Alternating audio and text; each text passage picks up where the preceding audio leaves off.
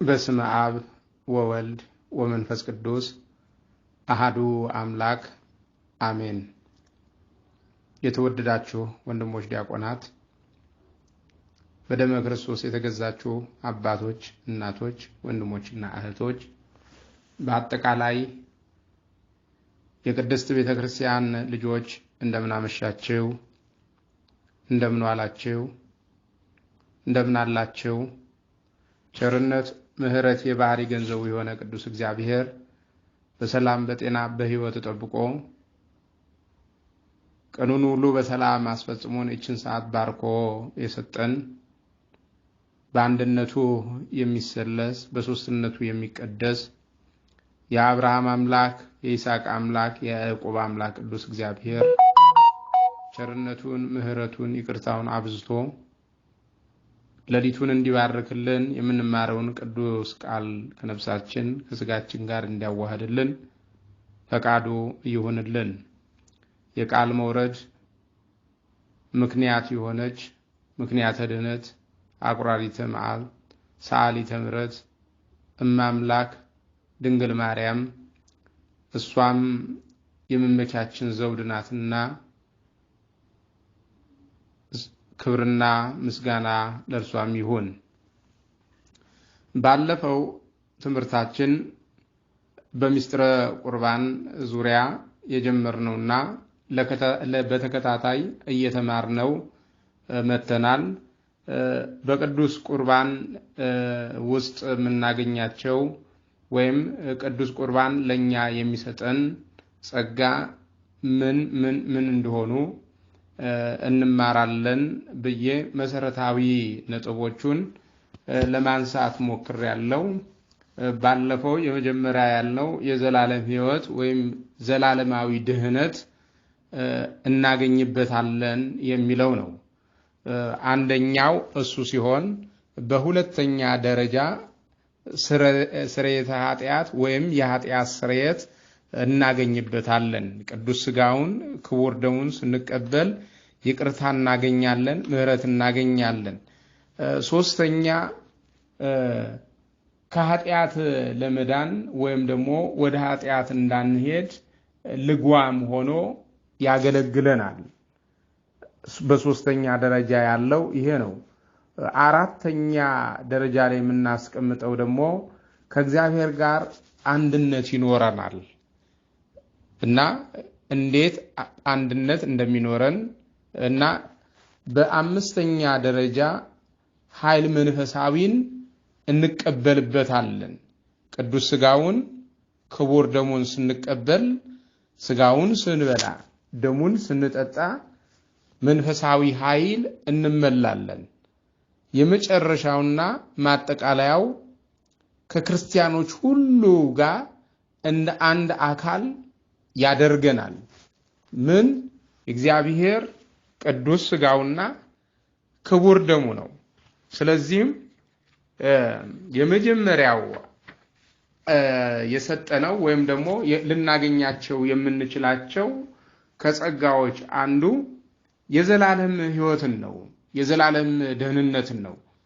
የዘላለም ደህንነት ቅዱስ ሥጋውን ክቡር ደሙን ስንበላ ዘላለማዊ ድኅነትን ይሰጠናል። ዘላለማዊ ሕይወትን እናገኛለን። ዘላለማዊ ሰላም እናገኛለን። ዘላለማዊ ሕይወት እናገኛለን። ጌታችን አምላካችን መድኃኒታችን ኢየሱስ ክርስቶስ በቅዱስ ሥጋውና በክቡር ደሙ ምክንያት የሰዎች ልጆች ምን ማግኘት እንደሚችሉ ምን አይነት ሕይወት እንደሚያገኙ በዮሐንስ ወንጌል በምዕራፍ 6 ከቁጥር 53 ላይ ገልጾላቸዋል። ኢየሱስም እንዲህ አላቸው ይላል፣ እውነት እውነት እላችኋለሁ የወልደ እምሕያውን የክርስቶስን ሥጋውን ካልበላችሁ ደሙን ካልጠጣችሁ በራሳችሁ ሕይወት የላችሁም። በራሳችን በጾም በስግደት በምጽዋት በማንኛውም መንፈሳዊ ነገሮችን ቤተክርስቲያን በቀኖናም ሆነ ዕለት ዕለት እንድንተገብራቸው ያዘዘችንን ነገሮች ሁሉ በማድረግ ብቻ የዘላለም ሕይወት ማግኘት እንደማንችል ቅዱስ መጽሐፍ ዋቢ አድርጎ ክርስቶስ የተናገረውን ነገር አስቀምጦታል። የዚህ ሁሉ ነገሮች ጾማችን፣ ጸሎታችን፣ ምጽዋታችን፣ ስግደታችን፣ ትሩፋታችን ማንኛውም የምናደርጋቸው መንፈሳዊ ነገሮች ሁሉ ማሰሪያውና መጠቅለያው ቅዱስ ሥጋውና ክቡር ደሙ ነው። ለዚህም ነው የወልደ እመሕያውን የክርስቶስን ሥጋውን ደሙን ካልበላችሁ ካልጠጣችሁ በራሳችሁ ሕይወት የላችሁም። በራሳችን ልናመጣው የምንችል ጽድቅ በራሳችን ልናገኘው የምንችል ሕይወትና ሰላም የለንም። ምክንያቱም ይህንን ቃል በዚሁ በዮሐንስ ወንጌል በምዕራፍ 6 ላይ ሥጋዬን የበላ ደሜን የጠጣ የዘላለም ሕይወት አለው ነው ያለው። ሥጋዬን የበላ ደሜን የጠጣ የዘላለም ሕይወት አለው። ያ ማለት ሕይወት ለማግኘት፣ ሰላም ለማግኘት፣ ደህንነት ለማግኘት፣ የዘላለማዊ ክብር ለማግኘት፣ በእግዚአብሔር መንግስት ውስጥ ለመኖር እያንዳንዳችን ሥጋውን ልንበላ ደሙን ልንጠጣ ይገባናል ማለት ነው። ስለዚህ ሥጋውን የማይበላ ደሙን የማይጠጣ የዘላለም ሕይወት የለውምና ይሄ ሁሉ ሥጋውን ስንበላ ደህንነትን ለማግኘት ነው፣ ሕይወትን ለማግኘት ነው፣ ዘላለማዊ መንግስቱን ለመውረስ ነው። በቤተ ክርስቲያናችን መሰረታዊ ናቸው ብለን ደህንነትን ልናገኝባቸው የምንችል 3 መሰረታዊ መንገዶች አሉ። አይ ቲንክ ባለፈው ጊዜ የገለጽኳቸው ይመስለኛል። የመጀመሪያው በማመን ነው፣ በሃይማኖት ነው። ልናምን ይገባል። በወልድ ያመነ የዘላለም ሕይወት አለው ነው የሚለው። ይህንን በዮሐንስ ወንጌል በምዕራፍ 3 ከቁጥር 16 ላይ ዘያምን በወልድ ቦ ሕይወት ዘላለም፣ በወልድ ያመነ የዘላለም ሕይወት አለው። ሕይወት የምናገኝበትን ደህንነት የምናገኝበትን የእግዚአብሔርን መንግስቱን ርስቱን መውረስ የምንችለውን የአባታቸው ልጆች ናቸው ተብለን የአባታችንን መንግስት መውረስ የምንችለው ከሶስቱ መሰረታዊ የደህንነት የሕይወት ማግኛ መንገዶች አንዱ እምነት ወይም ሃይማኖት ነው። ይሄንንም እንደገለጽኩላችሁ ዘያምን በወልድ ቦ ሕይወት ዘላለም፣ በወልድ ያመነ የዘላለም ሕይወት አለው። በወልድ ያላመነ ግን የዘላለም ሕይወት የለውም። በዮሐንስ ወንጌል በምዕራፍ 3 በአንዱ በእግዚአብሔር ልጅ ያላመነ አሁን ተፈርዶበታል ነው የሚለው። ምክንያቱም ከፍርድ ለመዳን ሕይወት ለማግኘት ደህንነት ለማግኘት የዘላለም መንግስት ለመውረስ የእግዚአብሔር ልጆች ተብሎ ለመጠራት የመጀመሪያው መስፈርት እምነት ነው፣ በሃይማኖት መኖር ነው። ሁለተኛው ካመን በኋላ የእምነታችንን ማመናችንን ለመቀበል በሐዋርያት ሥራ በምዕራፍ 8 ከቁጥር 26 ላይ ያ ኢትዮጵያዊው ጃንደረባ ስለ ኢሳይያስ የትንቢት መጽሐፍ ሲያነብ እግዚአብሔር መንፈስ ቅዱስ ፊልጶስን ነጥቆ ጋዛ ወዳለችው አካባቢ በሰረገላ ካደረሰው በኋላ የምታነበው መጽሐፍ ታውቀዋለህን ባለው ጊዜ የሚያስረዳኝ የሚተረጉምልኝ የሚያስተምረኝ ሳላገኝ እንዴት አውቀዋለሁ አለ ለፊልጶስ። ያን ጊዜ ያነብ የነበረው የኢሳይያስን መጽሐፍ ነው፣ የትንቢት መጽሐፍ ነበረ።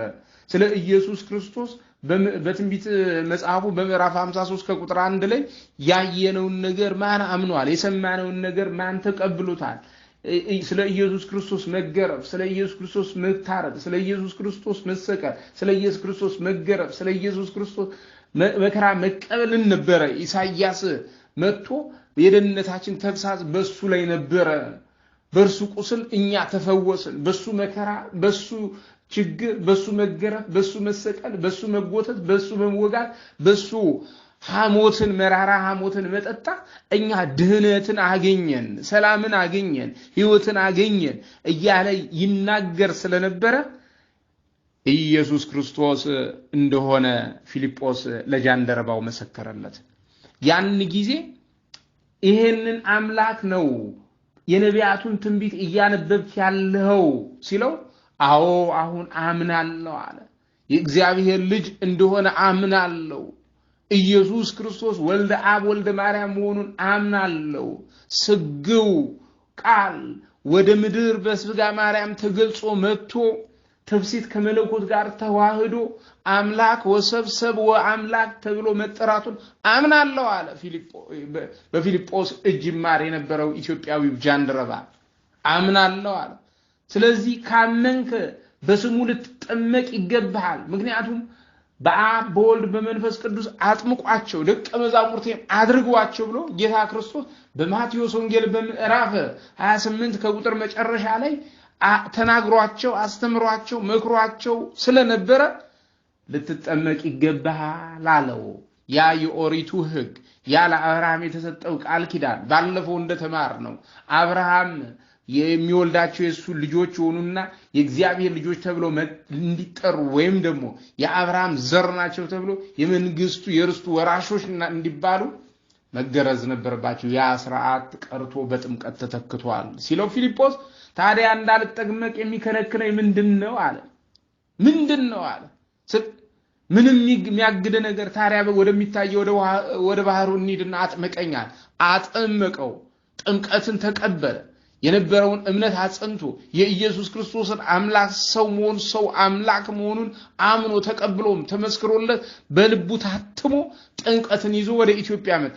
ስለዚህ ሁለተኛው ደህንነት ለማግኘት ሕይወት ለማግኘት የእግዚአብሔርን መንግስት ለመውረስ ሁለተኛው ጥምቀት ነው። ምክንያቱም ክርስቶስን በዮሐንስ ወንጌል በምዕራፍ 3 ከቁጥር 1 ጀምሮ ከዛ ከመምህሩ ከኒቆዲሞስ ጋር የተነጋገረው ይወያይ የነበረው ያስተምረው ይመክረው ይገልጽለት መጽሐፋትን ይጠቅስለት የነበረው ሰው ከዋና ከመንፈስ ቅዱስ ካልተወለደ በስተቀር ወደ እግዚአብሔር መንግስት ሊገባ አይችልም። ሕይወት ደህንነትን ሊያገኝ አይችልም። የእግዚአብሔር ልጅ ተብሎ ሊጠራ አይችልም ስላለ ሁለተኛው የደህንነት ማግኛ መንገዳችን በጥምቀት ነው።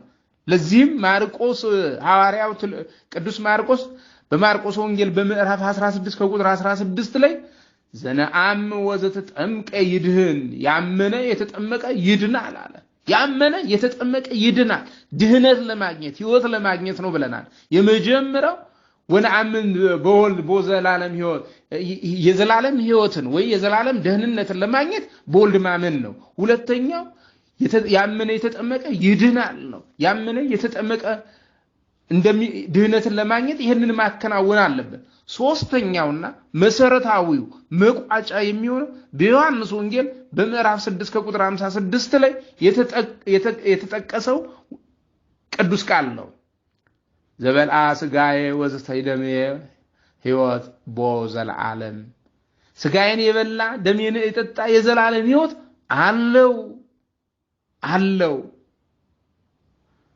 ሥጋዬን የበላ ደሜን የጠጣ የዘላለም ሕይወት አለው። ሕይወት ለማግኘት እነዚህን መሰረታዊ ነገሮችን እምነትን፣ ጥምቀትን፣ ቅዱስ ሥጋውና ክቡር ደሙን መብላት መጠጣት እንደሚገባ ያመለክታል። ስለዚህ ቅዱስ ሥጋውን ክቡር ደሙን ስንቀበል ሕይወት ድህነትን እናገኝበታለን። የእግዚአብሔር ልጆች ተብለን እንጠራበታለን። እምነታችን በእያንዳንዱ ነገር ላይ የታተመ ይሆናል። ይህም ክርስቶስን የወልደ እጓለ እምሕያውን ሥጋውን ካልበላችሁ ደሙን ካልጠጣችሁ በራሳችሁ ሕይወት የላችሁም ያለው ቃል ሊለወጥ ሊሻሻል የማይችል የራሱ የሰው ልጆች የመዳን ራስ የሆነው ክርስቶስ የተናገረው ቅዱስ ቃል ነው። ካልበላችሁ ካልጠጣችሁ ሕይወት የላችሁም የሚለው ቃል ያለ ሥጋ ያለ ደሙ ድህነት እንደሌለን መዳን እንደማንችል የሚያረጋግጥልን ጽኑ ቅዱስ መለኮታዊ ቃል ነው። ለዚህ ደግሞ የዘላለም ሕይወት እንድናገኝ ወደዚህ ዓለም በመጣውና በሥጋ ማርያም በተገለጠው በእግዚአብሔር የባህሪ ልጁ ማመን አምኖም እንዲህ ያለውን ክብርና ሕይወትን የሚያሰጠው ትእዛዙን መፈጸም ይገባናል። ትእዛዙን መፈጸም ምክንያቱም ማንንም ሥጋዬን ያልበላ ደሜን ያልጠጣ የዘላለም ሕይወት የለውም። ይሄ ቅዱስ ቃል ነው። የወልደ እጓለ እምሕያውን የክርስቶስን ሥጋውን ካልበላችሁ ደሙን ካልጠጣ በራሳችሁ ሕይወት የላችሁ። ይሄ ትእዛዝ ነው። ትእዛዙን ልንጠብቅ ሕጉን ልናከብር ንስሐ ገብተን ቀኖና ተቀብለን ቀኖናችንን ጨርሰን ሥጋውን ልንበላ ደሙን ልንጠጣ ይገባናል። ለምን? ደህንነትን ለማግኘት ሕይወትን ለማግኘት የእግዚአብሔርን መንግስት ወራሾች ለመሆን ግዴታ ነው። ግዴታ ይሄም የግዴታው ትእዛዝ ነው። በዮሐንስ ወንጌል በምዕራፍ 14 ቁጥር 15 ላይ ብትወዱኝስ ትእዛዜን ጠብቁ አለ። የወልድ እጓለ እመሕያውን ስጋውን ካልበላችሁ ደሙን ካልጠጣ በራሳችሁ ሕይወት የላችሁ። ትእዛዝ ነው እኮ ስጋውን እንድንበላ ደሙን እንድንጠጣ። ይህ ታላቅ መለኮታዊ የሕይወት ቃል ነው። ይህንን ቃል በመሰረታዊነት ከድነታችን ጋር የተያያዘ መሆኑን ለማስገንዘብ ትእዛዝ እንደሆነ በዮሐንስ ወንጌል በምዕራፍ 3 ከቁጥር 5 ላይ ቀደም የገለጽኩላችሁ ቃል አለ። ሰው ከውሃና ከመንፈስ ቅዱስ ካልተወለደ በቀር የእግዚአብሔር መንግስት ሊገባ አይችልም። ትእዛዝ ነው። ሰው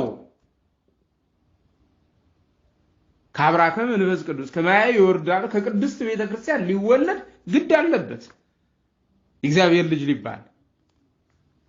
ስለዚህ ይሄንን ከኒቆዲሞስ ጋር ባደረጉት ንግግርና የሰዎች ልጆች የእግዚአብሔር ልጆች ተብለን እንድንጠራ በውሃ መጠመቅና ከእግዚአብሔር መንፈስ ቅዱስ መወለድን ትእዛዝ አድርጎ እንደሰጠን ስጋውን ያልበላ ደሙን ያልጠጣ የዘላለም ሕይወት የለው፣ ስጋዬን የበላ ደሜን የጠጣ የዘላለም ሕይወት አለው የሚለው ሕግ ስለሆነ ልንፈጽመው ይገባል። ስለ ስጋውና ስለ ደሙ ክርስቶስ በሰጠው ትምህርቱ ላይ የምናገኘው ኃይለ ቃል ከላይ እንደጠቀስናቸው ካልበላችሁ ካልጠጣችሁ ሕይወት የላችሁም ነው።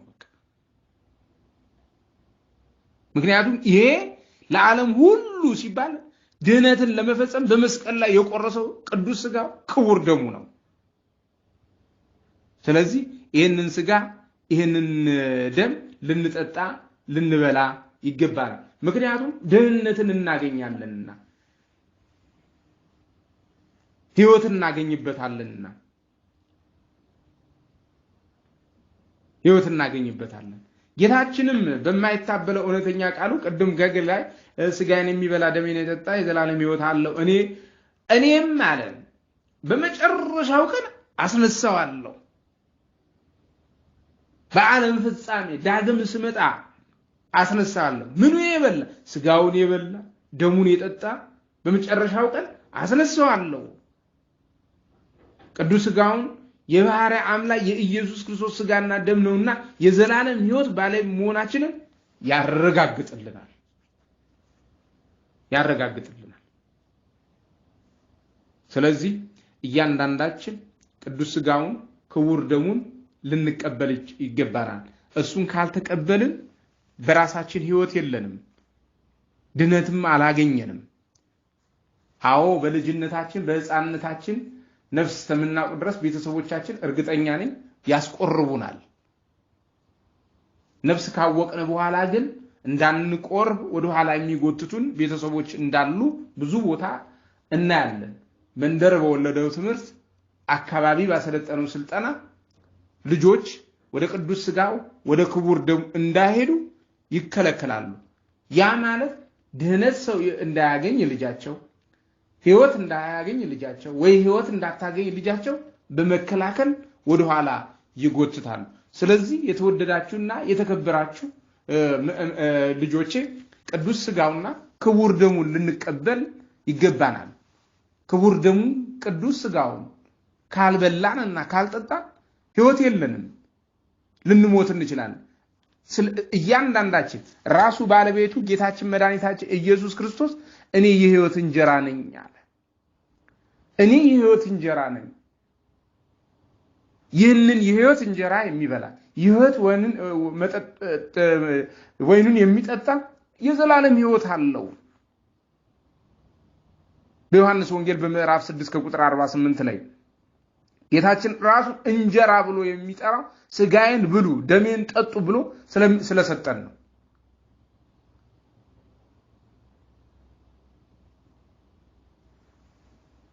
ራሱንም ደግሞ እኔ የሕይወት እንጀራ ነኝ ብሎ የገለጸበትም እሱ የሚሰጠን ስጋው ዘላለማዊ ሕይወትን የሚያሰጥ መብል መሆኑን ለማረጋገጥ ብቻ ነው እንጂ አስቀድመው በብሉይ ኪዳን ዘመን እስራኤል ዘስጋ ከግብጽ ምድር ሲወጡ በበረሃ ላይ በሙሴ ትእዛዝ ከሰማይ መና ወርዶላቸዋል። ከጭንጫ ላይ ውሃ ፈልቆላቸዋል ጠጥተዋል ነገር ግን ምንድነው ያለው ሞቱ ነው ያለው አባቶቻችሁ በምድረ በዳ መናን በሉ እስራኤላውያን ያ የበሉት መና ከሞት አላዳናቸውም አሁን ከሰማይ የወረደ የሕይወት እንጀራ ዘላለማዊ የሚሰጥ እኔ ነኝ አላቸው ዘላለማዊ ሕይወትን የሚሰጥ እንዲህ ሲል ጌታ ብዙ ጊዜ ከሰማይ የወረደው የሕይወት እንጀራ እኔ ነኝ ሲል ያ የወረደ የሕይወት እንጀራ ከድንግል ማርያም የነሳው ከስጋዋ ስጋ ከነፍሷ ነፍስ የነሳ መሆኑን ልንዘነጋ ግን አይገባም ምክንያቱም ክርስቶስ ከላይ በብስራተ ገብርኤል ወደ ምድር ከ9 ወር ከ5 ቀን በኋላ ሲወለድ የራሱ ስጋ አይደለም መለኮት ስጋ የለው መለኮት ደም የለው ያ ደም ያ ስጋ ከወላዲተ አምላክ ከድንግል ማርያም የነሳው ነው ነገር ግን እኔ የሕይወት እንጀራ ነኝ ሲል እኔን የሚበላ እኔን የሚጠጣ ከኔ ጋር ለዘላለም ይኖራል ቢሞትም አስነሳዋለሁ የዘላለም ሕይወትም ያገኛል ነገር ግን አባቶቻችሁ እስራኤላውያን ቀድመው ከግብጽ በረሃ ወደ ከነዓን በሚሄዱበት ጊዜ ያን በበረሃ ውስጥ መና ወርዶላቸዋል በልተዋል በሕይወት ግን መኖር አልቻሉም ሞተዋል እኔ ግን የምሰጣችሁ እንጀራ የዘላለም ሕይወት የምታገኙበት እንጀራ ነው አለ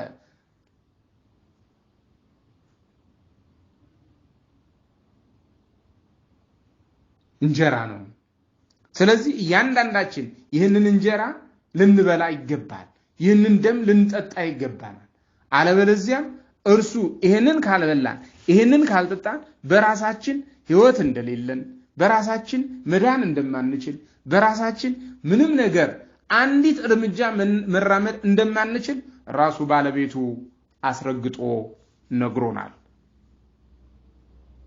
ያውም ሕፃንነታችን በቤተሰቦቻችን እምነት ተቀብለናል ባወቅነ ጊዜ መጽሐፋትን ባነበብን ጊዜ መምህራንን ባዳመጥን ጊዜ ቤተክርስቲያንን በሰማናት ጊዜ ግን እምነቱ እየጠነከረ እየፋመ ስለሚሄድ ከዚህ ቅዱስ ሥጋው ከዚህ ክቡር ደሙ ልንበላ ልንጠጣ ይገባል ስለዚህ የመብላታችን የመጠጣታችን ትልቁ ሚስጥርን ትልቁ ዋነኛው ነጥብ ደህንነትን እናገኛለን ሕይወትን እናገኛለን ወደ እግዚአብሔር መንግስት ለመሄድ ማተሙ ነው ስለዚህ እያንዳንዳችን ቅዱስ ሥጋውና ክቡር ደሙን ልንቀበል ይገባናል ብዙዎቻችን ጊዜ ገና ነው ገና አልጨረስኩም ሮጬ አላበቃሁም የምፈልገውን ነገር ደርሼ ነግቼ አልፈጸምኩም እንላለን ነገር ግን እንዲህ አይነት ቋንቋ የሚናገር እንዲህ አይነት አመለካከት ያለው ሰው እንዲህ አይነት እሳቤ ውስጥ የሚመላለስ ሰው አንድና አንድ ነው መነግራችሁ የተወደዳችሁ ልጆቼ ከክርስቶስ የተለየ ነው ይሄ ማለት በሌላው ቋንቋ ኃጢያትን ሰርቼ አልጨረስኩም በደልን ሰርቼ አልጨረስኩም ክፋትን ሰርቼ አልጨረስኩም ዝሙትን ሰርቼ አልጨረስኩም ስካርን አልኮልን ጠጥቼ አልጨረስኩም አጭበርብሬ አልጨረስኩም ዋሽቼ አልጨረስኩም አምቼ አልጨረስኩም ማንኛው ምቀኝነትን ተመንቅኝቼ አልጨረስኩም ክፋትን ሰርቼ አልጨረስኩም በወንድሞች መካከል ጸብን ዘርቼ አልጨረስኩም ጸብና ጥላቻን ዘርቼ አልጨረስኩም ኃጢያትን በአጠቃላይ ሰርቼ አልጨረስኩም ማለት ነው ሥጋውን ለመቀበል ደሙን ለመጠጣት የጊዜ ቀጠሮ የእድሜ እርከን የሚያስቀምጥ ሰው ከእግዚአብሔር ጋር ተለያይቶ ለመኖር የወሰነ ነው እንጂ ሳድግ ሳረጅ ሳገባ ስወልድ የወለድኳቸውን አሳድጌ ለቁም ነገር ማን ነው እድሜን የሚሰጠው የተሰጠንን እድሜ እናቋለን ወይ መጽሐፍ ቅዱስ ክርስቶስ በማቴዎስ ወንጌል በምዕራፍ 25 ላይ ንበሩ ድልዋነክሙ ነው ተዘጋጅታችሁ ኑሩ ከዝግጅቱ አንደኛው ንስሐ መግባት ነው ሁለተኛ ቅዱስ ሥጋውን ክቡር ደሙን መቀበል ነው ወዳጆቼ ያለንበት ዘመን ጥሩ አይደለም ጊዜው በጣም እጅግ የከፋ ነው ጊዜው እጅግ በጣም የሚያስጨንቅ ነው ጊዜው እጅግ የሚያስፈራ ነው ጊዜው እጅግ ከእግዚአብሔር ተለይተን አድረን መዋል የምንችልበት ሰዓት ውስጥ አይደለንም ወዳጆች ስለዚህ ከወዲው ቅዱስ ሥጋውን ክቡር ደሙን ልንቀበል ልንበላ ልንጠጣ የዘላለም ሕይወት ልናገኝ ይገባናል ስለዚህ የዘላለም ሕይወትን ቅዱስ ሥጋው ክቡር ደሙ ይሰጠናል ሁለተኛው የኃጢአት ስርየትን እናገኛለን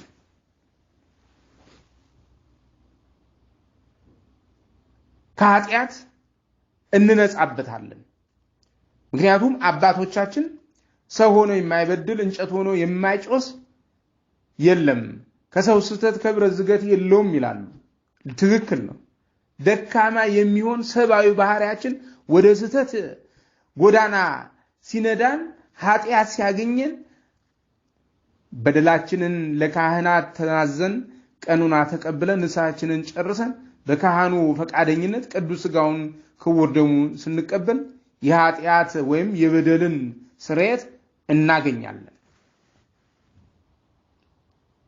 ምክንያቱም ብዙ ጊዜ ሰው በማወቅም ባለማወቅም የሚሰራቸው ኃጢአቶች አሉ ሆነ ብሎ አደብቶ የሚሰራ ሰዓት ገድቦ የሚሰራ ጨለማን ተገን አድርጎ የሚሰራ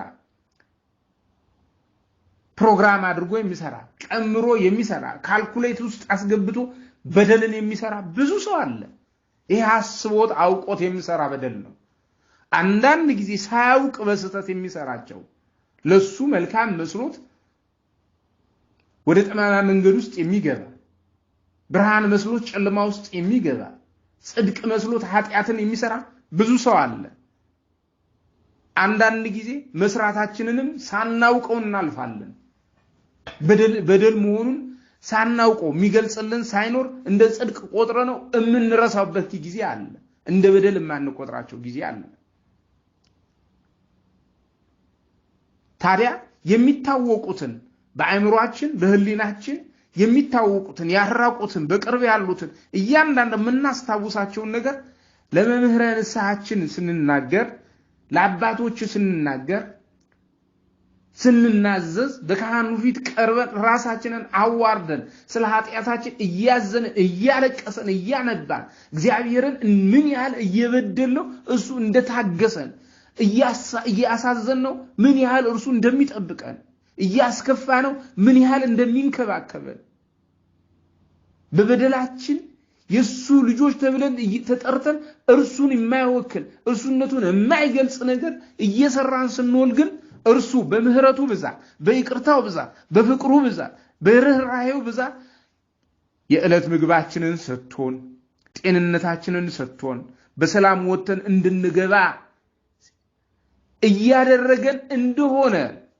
አስበን ተጸጽተን በእንባ ተሞልተን ከጉልበታችን ዝቅ ብለን በካህኑ እግር ስር ወድቀን እግዚአብሔርን እንዴት እንደበደልነው ራሳችንን ገልጠን ስንናገር የመጀመሪያው እግዚአብሔር ራሳችንን በመክሰታችን ራሳችን ተደብቀን የሰራነውን ኃጢአት ሳናፈር በካህኑ ፊት ስንገልጠው እግዚአብሔር ሰምቶ ይቅር የሚልበትን ለካህኑ የሰጠውን ክህነት ለካህኑ የሰጠውን ቃል ኪዳን ለካህኑ የሰጠውን ስልጣን ተጠቅሞ ካህኑም በመልጃው እግዚአብሔርም ያን ሰው በመጸጸቱ እንባውን አይቶ እንደ ቅዱስ ዳዊት እንባውን አይቶ እንደ ቅዱስ ጴጥሮስ እንባቸውን አይቶ እንደ አባቶቻችን እንደቀደሙት ይቅር እንዳለ ምህረቱን እንዳወረደ እድሜና ጸጋን እንዳበዛ ሁሉ እግዚአብሔር ያበዛል ሳናውቃቸው ግን ተሰውረው ያሉ እኛም እንደ ኃጢአት ሳናውቅ ሳይገለጽልን እንደ ጽድቅ ቆጥረናቸው ያሉ ነገር ግን በሌላ ሰው ዘንድ ተገልጾ ይሄ ሰው እንዲበድሉ እንዲያሳዝኑ የምንላቸው ኃጢአቶች ሊኖሩ ይችላሉ ቀኑናችንን ተቀብለን በምክረ ንስሐ ሁሉን ነገር አስተካክለን ካህኑ ይበቃል ጊዜክ ነው ተቀበል ሲል በምንቀበልበት ሰዓት በውስጣችን ያለ በደል አልገለጽ ያለን በደል አልታየን ያለን በደል ቅቤ እሳት ላይ ሲወድቅ እንደሚቀልጡሉ የክርስቶስ ሥጋና ደም በውስጣችን ሲገዛ እንደ ቅቤ ይቀልጣል ያ ኃጢአት። ስርየት እናገኝበታለን። ከበደላችን ከሐሳራችን እንገላገልበታለን። የጌታ ሥጋና ደም ስርየተ ኃጢአትን ያሰጠናልና። ስለዚህ ብዙዎች ምክንያቱም ቅዱስ መጽሐፉ በማቴዎስ ወንጌል በምዕራፍ 26 ከቁጥር 27 ላይ ጌታ ራሱ ምን አለ? ብዙዎች ለኃጢአት ይቅርታ የሚፈስ የሐዲስ ኪዳን ደሜ ይህ ነው ያለው። ለብዙዎች ስለ ብዙዎች ለኃጢአት ይቅርታ፣ ለኃጢአት ስርየት፣ ለበደል ስርየት የሚፈስ የሐዲስ ኪዳን ደሜ ይህ ነው ብሎ ራሱ ባለቤቱ አስረድቶ አስተምሮናል። እንግዲህ ማንኛውም ሰው በሃይማኖት ሆኖ ቅዱስ ቁርባኑን ሊቀበል ስርየተ ኃጢአት ያገኛል። በእምነት ሲቀበል ከኃጢአት ቁርኝነት ነፃ ይሆናል። እንዳልሆነ ሁሉ በስጋውና በደሙ አማካይነት ከፈቃደ ስጋው ስለሚለይ ህብረቱ ከሰማያውያን ቅዱሳን ጋር ይሆናል። ህብስቱ አንድ እንደሆነ እንዲሁም እኛ ብዙዎች ስንሆን እንደ አንድ አካል ሆነን ሁላችንም በአንድ ህብስት እንቀላቀላለን። ቅዱስ ጳውሎስ ይህንን ነው የሚያረጋግጥልን። ስለዚህም እያንዳንዳችን ከበደል ከኃጢአት ከክፋትና ከማንኛውም እግዚአብሔር ካዘነበት ነገር ለመዳን ህይወት ለማግኘት ሁላችንም ቅዱስ ሥጋውን ክቡር ደሙን ልንቀበል ልንበላ ይገባናል። ምክንያቱም ጌታ ክርስቶስ ቅድም እንደገለጽኩላችሁ በማቴዎስ ወንጌል በምዕራፍ 26 ከቁጥር 26 ጀምሮ ስናነበው ጽዋውን አንስቶ አመስግኖ ሰጣቸው እንዲህም አለ ነው የሚለው። ሁላችሁም ከዚህ ጠጡ አለ። ሁላችሁም እናንተ ብቻ አላለም። ከሐዋርያት መካከል እንኳን አልለየም። ሁላችሁም ከዚህ ጠጡ፣ ስለ ብዙዎች ለኃጢአት ይቅርታ የሚፈስ የሐዲስ ኪዳን ደሜ ነው ነው። በእምነት አምነው ከርሱ ለሚቀበሉት በቅዳሴ ሥርዓታችን ራሱ በሐዋርያት ቅዳሴ ላይ ካህኑ መጨረሻ ላይ እግዚኦታውን ካደረሰ እግዚኦ ካለ በኋላ የሚናገረው ኃይለ ቃል አለ። አአምን አአምን አአምን ወንተአምን እስከ ዳሬ እስትንፋስ ይላል። በእውነት አምናለሁ፣ እታመናለሁ፣ አምናለሁ ከርሱ ለሚቀበሉት ሕይወትና መድኃኒት የኃጢአት ማስተሰሪያ ሊሆን የሚሰጥ የጌታችንና የአምላካችን የኢየሱስ ክርስቶስ ክቡር ደም እንደሆነ አምናለሁ ይላል። አምናለሁ ዋናው ትልቁ ከርሱ ለሚቀበሉ ሕይወትና መድኃኒትነትን ቅድም በመጀመሪያ የገለጽኩላችሁ ይሄን ሕይወትን እናገኝበታለን። ሁለት መድኃኒትን የኃጢአት ማስተሰሪያ ሊሆን የሚሰጥ የጌታዬ የአምላኬ መድኃኒቴ የኢየሱስ ክርስቶስ ሥጋው እንደሆነ አምናለሁ እያለ ካህኑ ይህንን ቃል ለሕዝቡ ያስተጋባል። ያ ማለት ለኃጢአት ማስተሰሪያ የሚሰጥ እንደሆነ ሐዋርያት በቅዳሴያቸው ሐዋርያት በሲኖዶሳቸው ይህንን አስተምረውታል። በመሰረታዊነቱ የክርስቶስ መስዋዕትነት ስንመለከት በምክረ ዲያብሎስ ተገፍቶ እግዚአብሔርን ያህል ጌታ በድሎ መንግስተ ሰማያትን የሚያህል ቦታ አጥቶ በኃጢአት ተሸንፎ በመውደቅ ከሕግ በታች የነበረውን ሰው ለማዳን ነው ይህ መስዋዕት የተከፈለው። ስለዚህ ለበደለኛ ሰው ይቅርታና በኃጢአት ምክንያት ከእግዚአብሔር ለተለየ ሰው እርቅ ሲባል ለካሳ የክርስቶስ ደም ፈሰሰ፣ ሥጋው ተቆረሰ። ይህ ደግሞ አንድ ጊዜ ሆነና የሰውን ልጆች በደል ያስወገደ ነው። አንድ ጊዜ ተሰውቶ ቅዱስ ጳውሎስ ለዚህ ነው በዕብራውያን መልእክቱ በምዕራፍ 9 ከቁጥር 26 ጀምሮ ስንመለከተው ይህንን ቃል ቁጭ ያደረጋል። ሊቀ ካህኑ በየዓመቱ የሌለውን ደም ይዞ ወደ ቅድስተ ቅዱሳን የሚገባው ራሱን ብዙ ጊዜ ሊያቀርብ አልገባም። እንግዲህ ቢሆንስ ዓለም ከተፈጠረ ጀምሮ ብዙ ጊዜ መከራ ሊቀበል ባስፈለገው ነበር። አሁን ግን አለ በዓለም ፍጻሜ ለራሱ በመሰዋት ኃጢአትን ለሚሽር አንድ ጊዜ ተገልጧልና ራሱን በመሰዋት በብሉይ ኪዳን ዘመን ለኃጢአት ስርየት ከብቶች ነበረ የሚሰውት፣ እርግቦች ነበረ የሚሰውት፣ ዋኖሶች ነበሩ የሚሰውት፣ ፍየል፣ ጊደር፣ በግ ነበረ የሚሰዋው። የነዛ ሁሉ ደም በየጊዜው ነበረ የሚፈሰው፣ በየዕለቱ ይሰዋ ነበረ። ሰዎች በበደሉ ጊዜ፣ ሰዎች ባመጹ ጊዜ፣ ሰዎች በእግዚአብሔር ላይ በተገዳደሩ ጊዜ መስዋዕት ያቀርቡና ስለ ደህንነታቸው ያ ደም ይፈስ ነበረ።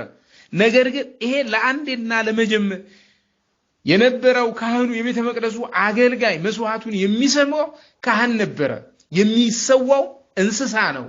ነገር ግን ቅዱስ ጳውሎስ ለዕብራውያን ክርስቲያኖች ሲጽፍላቸው በምዕራፍ 9 ከቁጥር 25 ላይ በዓለም ፍጻሜ በደረሰ ጊዜ ራሱን በመሰዋት በግ አይደለም ይሰዋልን፣ ፍየል አይደለም ይሰዋልን፣ ጊደር አይደለም ይሰዋልን፣ ወይፈን አይደለም ይሰዋልን፣ ጠቦት አይደለም ይሰዋልን፣ ራሱን በመሰዋት ኃጢአትን ሊሽር አንድ ጊዜ ተገልጧል። ኃጢአትን ሊሽር። ስለዚህ ስለ ኃጢአት ስለሆነ የተሰዋው ከኃጢአታችን የምንነጻበት ለበደላችን ስርየት የምናገኝበት ቅዱስ ሥጋው ክቡር ደሙ ነው። ስለዚህ ኃጢአታችንን ተናዛን ንስሐ ገብተን ቀኑናችንን ጨርሰን በምክረ ካህን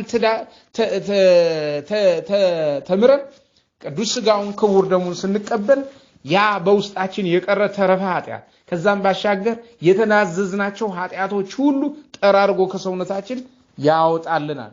ስለዚህ ቅዱስ ሥጋው ክቡር ደሙን መቀበል ለሁላችንም አስፈላጊ ነው።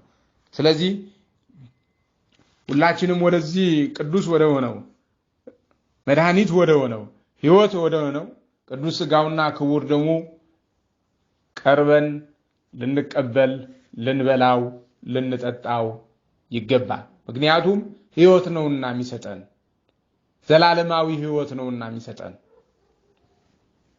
ዘላለማዊ መንግስትን እንድንወርስ ነውና የሚያደርገን። እያንዳንዳችን ከዚህ ሕይወት ልንቀበል ይገባናል። ኢቭን በሥርዓተ ቅዳሴ ጊዜ እንደው የምናስታውሰው ካለ ልክ ቅዱስ ሥጋው ክቡር ደሙ እርገት ሲወርድ ካህናቱ ወይም ህዝቡም አንድ ላይ ቅዱስ ቅዱስ ቅዱስ ስሉስ ዘኢይትነገር ሀበኒ ከመ እንሣ ለሕይወት ዘንተ ሥጋው ደሙ ዘእንበለ ኩነኔ ሀበኒ ንግበር ፍሬ ዘያስተምረከ ከመ ያስተሪ በስብሐቲከ። የማይነገር ቅዱስ ቅዱስ ቅዱስ ሶስት የምትሆን የንን ሥጋና ደም ሕይወት ሊሆነኝ ሳይፈረድብኝ እቀበል ዘንድ ሰጠኸኝ። ሕይወት እንዲሆነኝ፣ መድኃኒት እንዲሆነኝ፣ ስርየት እንዳገኝበት፣ ዘላለማዊ መንግስት ወራሽ እንዲሆን ሰጠኸኝ። ቅዱስ ቅዱስ ስሉስ ዘኢይትነገር ሀበኒ ከመ እንሣ ለሕይወት ወደ መድኃኒት ሥጋ ወደ ዘእንበለ ኩነኔ ሀበኒ ንግበር ፍሬ ዘያስተምረከ። ከኩነኔ ከኃጢአት ከበደል እንድገላገል ይህንን ቅዱስ ሥጋና ክቡር ደምህን ለሕይወትና ለመድኃኒት ሰጠኸኝ አለ። ስለዚህ ለሕይወትና ለመድኃኒት የሚሆን ነውና ሁላችን ይህንን ቅዱስ ሥጋ ክቡር ደሙን ልንቀበል ይገባል።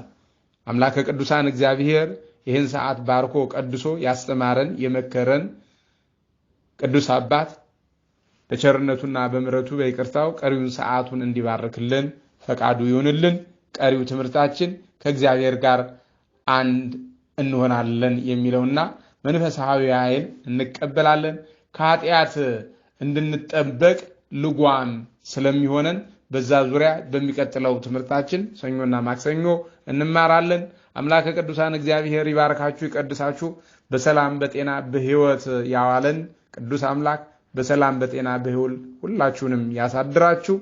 ሁላችሁም ጸልዩ፣ በጸሎት በርቱ፣ ጾሙን በትጋት ጸልዩ፣ ከስግደት ጋር አድርጉት። እግዚአብሔር በቸርነቱ በምሕረቱ ሁላችንንም ጸሎታችንን እንዲቀበለን ልመናችንን እንዲሰማ መለኮታዊ ጆሮቹን ወደኛ እንዲያዘነብል የተከሰተውን በዓለም ላይ የምናየውን ወረርሽኝ እንዲያስወግድልን በሀገራችን ምድር ላይ ያለውን ችግሮች እንዲፈታልን ባለንበት ምድርም ያለብንን ማንኛውንም ፈተና ሁሉ እንዲያረቅልን ደዌ ሥጋ ደዌ ነፍስን እንዲያርቆ መድኃኒተ ሥጋ መድኃኒተ ነፍስ እንዲሰጠን ድነተ ሥጋ ድነተ ነፍስ በሕይወታችን በኑሯችን በቤታችን በስራችን ላይ እንዲታወጅልን ልንጾም ልንጸልይ ይገባል። ሁላችሁም በእግዚአብሔር ፊት ተንበርከኩ። ለዚህ ለቅዱስ ሥጋው ለክቡር ደሙ እንድትበቁ ልትበቁ ይገባችኋል። ቀን ቀጠሮ አትያዙ፣ ጊዜ አትያዙ፣ ሰዓትን አትወስኑ። መድኃኒት ነው፣ ሕይወት ነው። ስርየተ ኃጢአትን የምናገኝበት ቅዱስ የሆነ የእግዚአብሔር ትእዛዝ ነው። ስለዚህ ይህንን አክብረን ቅዱስ ሥጋውን ክቡር ደሙን ተቀብለን የዘላለም ሕይወት እንድናገኝ እርሱ ይርዳን። ወስብሐት ለእግዚአብሔር ወለወላዲቱ ድንግል ወለመስቀሉ ክቡር። ይቆየን። ደህና ሁኑልኝ።